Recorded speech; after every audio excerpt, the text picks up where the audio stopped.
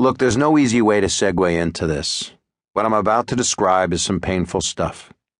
Life's interesting. Sometimes it just sucks. Sometimes your heart gets broken. My heart's been broken several times, and not that long ago. It may be broken again by the time this book goes to paperback, and again for the audiobook. I'm not telling you anything that's not the obvious. We all go through pain and heartache. It's part of the journey. Just when we think we're on the upswing and have achieved some kind of breakthrough or closure, something else hits. It's like the family I once heard about who left California because they were scared of earthquakes and moved to Colorado, where a massive boulder fell on their house.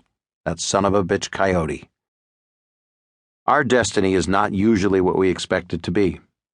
I've known lots of people who've tried to plan exactly how things would turn out for them, and then when life didn't go according to plan, they ended up in denial. They just couldn't accept that their endpoint was different than what they'd envisioned. Acceptance of endings has been pretty difficult for me, too. It's painful for me right now just to end this paragraph.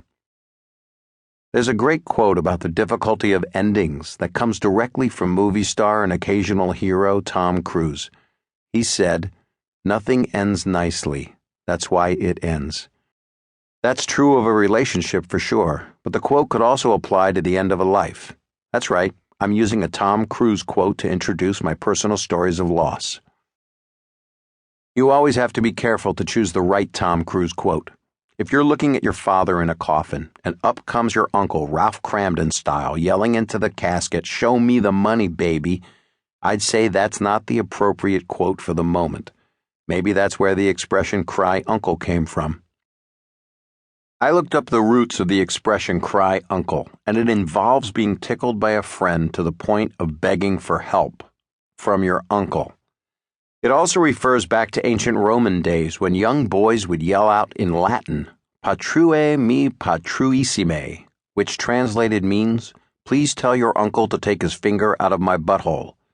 I'm not sure if that's the exact translation, but wherever it came from, it too did not end well. So the Cruise quote was, "Nothing ends nicely." Sometimes a person's life does in fact end relatively nicely compared to how it could have ended, especially if there's suffering involved. And for people you care deeply about, the less suffering they have to go through, the better. Having lost quite a few people over the years, I know that when someone dies or is dying, you just want to ease their pain, even end it if you can.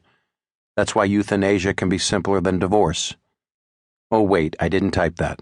But wait, you read it, so I must have. Silly me. Or maybe if you read like I do, you just skimmed and so it didn't register and I'm safe.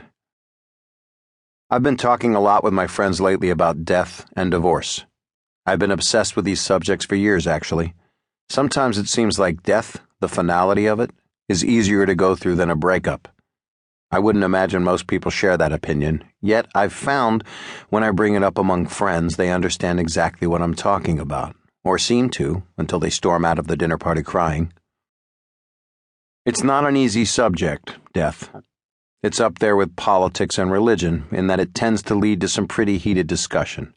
If, say, you are dating someone and you have plans to possibly have sex with them, do not bring up death, unless the person you're dating is an undertaker, in which case you just found your way in. Inevitably, going back through our lives and remembering people we've lost makes us think of our own mortality.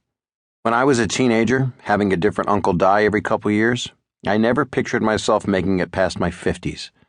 Then losing my two sisters so young, I felt even more like a sword of Damocles was hanging over my head. When was it going to be my turn? I don't feel that way anymore. Maybe I shouldn't jinx it by putting that in print. But these days, I see myself in the future, and I try to envision a kind, horny old man walking around making people laugh whenever I can. In front of the camera, behind the camera, inserting the camera into myself, then having surgery to have it removed.